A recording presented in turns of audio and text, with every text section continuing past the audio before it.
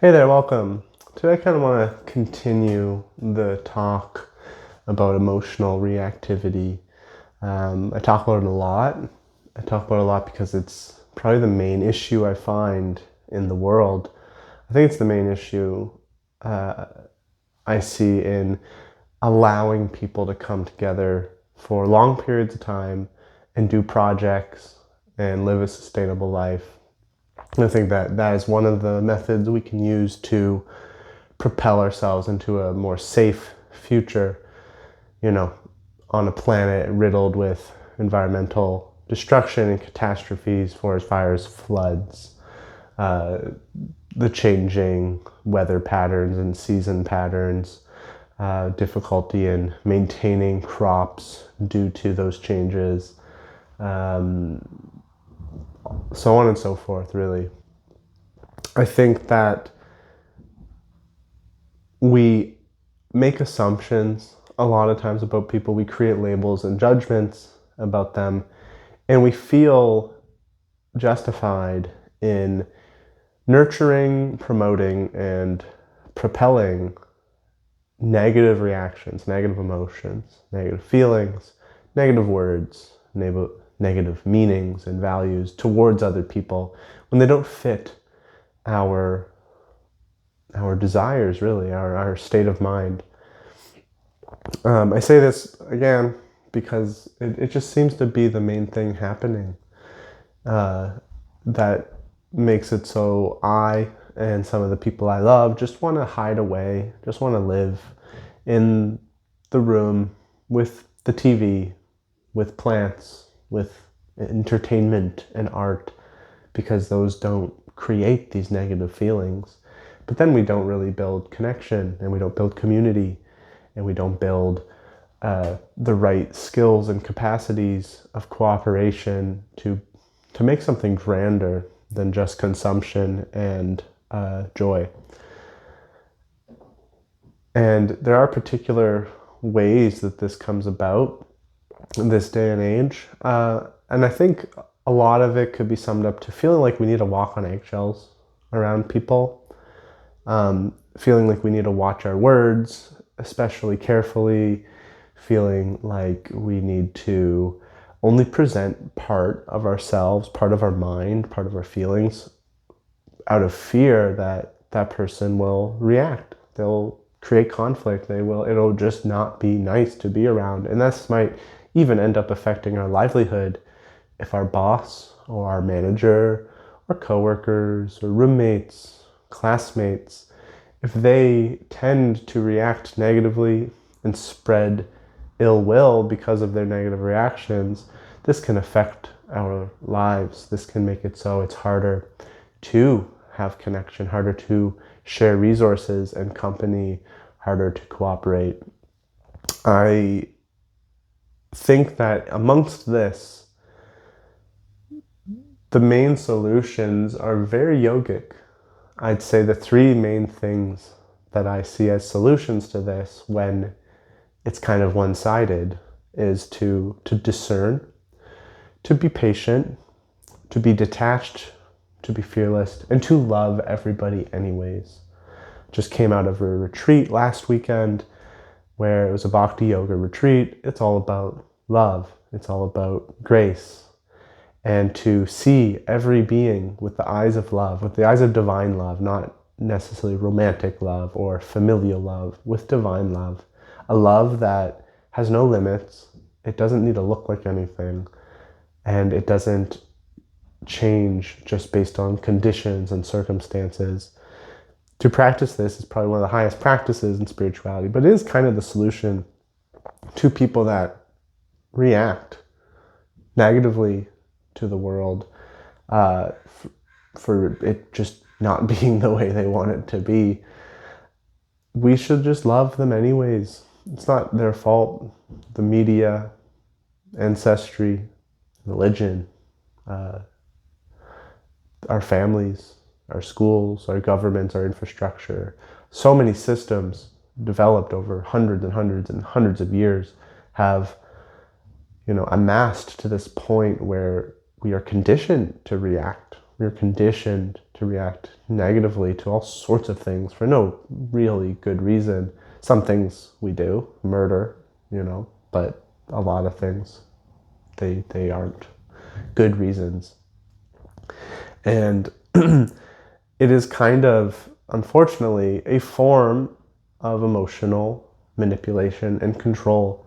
I don't know if I've spoken about this particular part of this, but when we choose to keep propelling and perpetuating negative reactive patterns where we're creating suffering, we're just choosing to manifest our own suffering in the face of other people just living, a lot of the times other people being, even if those people have no ill intention, even if they're not doing anything bad to harm others. They're just doing things we don't like. They're doing things that we judge, or things that we create stories and narratives about without evidence.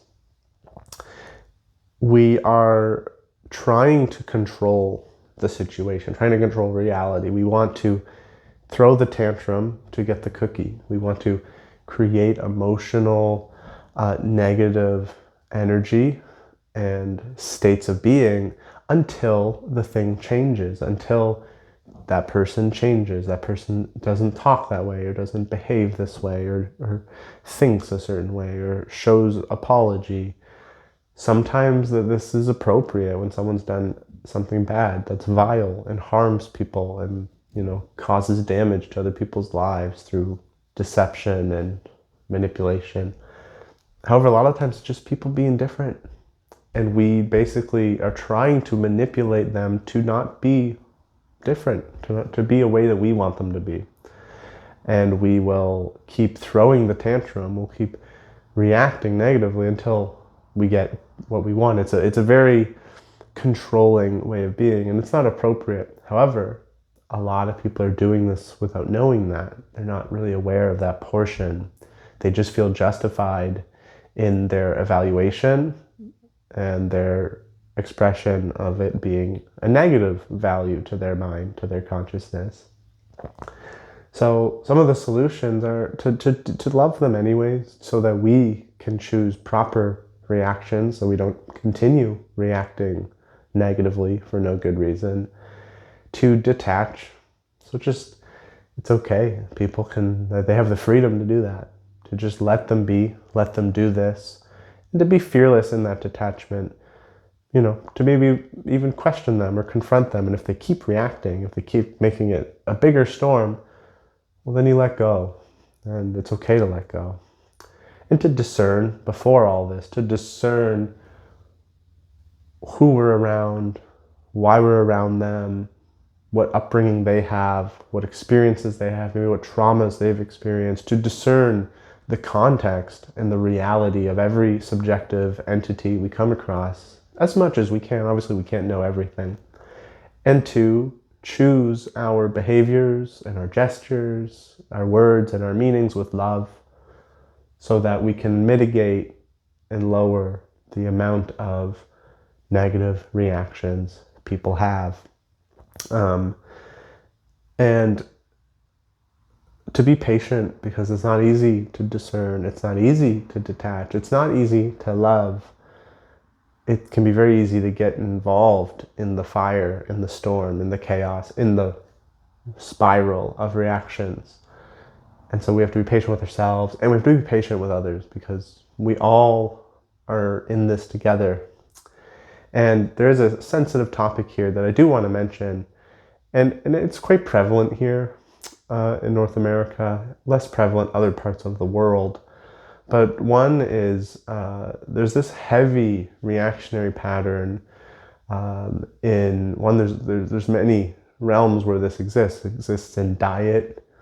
It exists in like that political left and right, that black and white, blue and red style standpoints, which aren't necessarily accurate to how people really think. It exists in the freedom movements of the LGBTQ plus, and people trying to change our reality of understanding to have a more free and less oppressive form of sexuality and expression. But people also can be very reactive. They learn this from the media. And this is kind of an issue because so many people, let's say, for instance, if they just get pronouns wrong, they're not meaning to. That's not something evil. It's not something bad. It is just a very casual, very coherent part of our language that has been here for decades to centuries. And it's how we use our language, very off the cuff, very free flow all the time. So to change our nervous system to 100% alter that usage of language for very specific circumstances of people that ask for this, it's not easy. But it doesn't mean people don't get upset just from a few mistakes. And I think that this is just one example of many where we try to do a virtuous thing with our negative reactions. We're trying to change the world. We're trying to make things better, but we actually just create disharmony. We just create suffering because there's no reason to be upset. There's no reason to create more suffering. And it's just kind of emotionally manipulating people to use language a certain way, to think of language in a certain way, and it doesn't really allow for room to think of it in other ways without oftentimes volatile, negative reactions. This is not the only world where this exists. It exists in so many avenues of life. It's just one example. And, for instance, diet can be another example, trying to help people understand the suffering involved in certain products, certain consumption habits can just be taken so sensitively and so misaligned to a person's intention. People think you're trying to be controlling and preachy when you're sometimes not even saying anything. You're just living a life where you're trying to eat better. And then people react, people get angry, people get upset. This motion, this flow of people just getting upset at others for very trivial things, for things that have no ill intention, for things that have no suffering involved in them earnestly, we are promoting this behavior a lot of the times. We promote the omnivore getting mad at the plant-based activist, as if it's for liberation of our choices rather than liberation of all beings and their suffering. We get supportive of the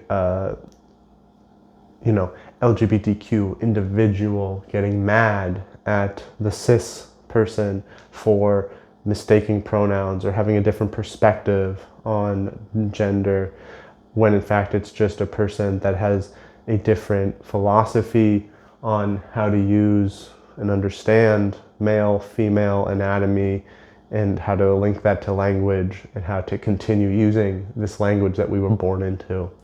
And it has no ill will. It doesn't even have much meaning to it at all. We're just using language that we were taught. And so there's not really much reason to create suffering around these things. When people aren't having ill will, when people have ill will, people are trying to harm others, it's okay to defend them. It's okay to try and stop that. But in my life, on my day-to-day basis, I don't see that. I don't see people trying to hurt each other. I see people just trying to survive and live a fun, happy, good life in the ways that they see fit. And they don't really mean much ill will, if any, to anybody, even if they accidentally do. So the hate, the vitriol, the upsetness, the social uncomfortability and awkwardness and disharmony and lack of looking at ourselves, these are not the methods of having just a nice life together on planet Earth. And I bring it up because they come up in my life when I don't think about these things. I don't think about other people's diets. I don't think about other people's spirituality. I don't think about other people's expression and experience of sexuality and gender and identity. I just do my thing, trying to pay absurd rent and afford healthy food and keeping this body, mind, and feeling state uplifted and nice as best as I can. And to show love to the few people around me that like to be around me, that, the close-knit friends, my wife, my cousin, etc.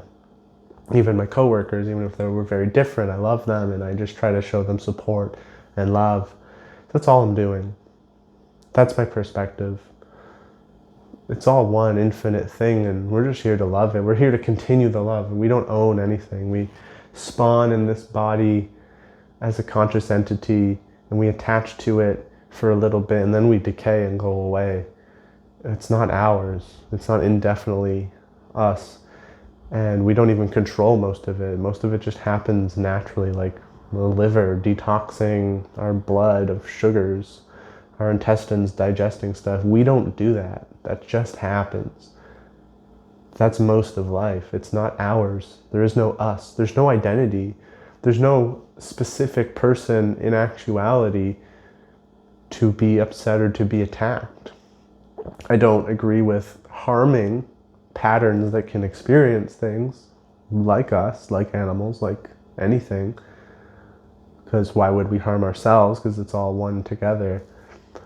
But I also don't really support trying to harm others or create negativity or suffering to try and solidify a narrative, an imaginary identity, and to hark vitriol and hostility to those that have a different narrative or want to understand things differently, which happens, unfortunately, a lot. And this doesn't discount the suffering people and minorities have gone through in any form, no matter which minority they're a part of. It doesn't discount the suffering of anybody, regardless of what category or population or subpopulation we want to put them in our heads. It's just about finding ways to create less and less suffering as time goes on, and trying to emotionally manipulate this world by throwing tantrums. It's just not the way. So let's choose to love. Thank you for watching. Om Saram.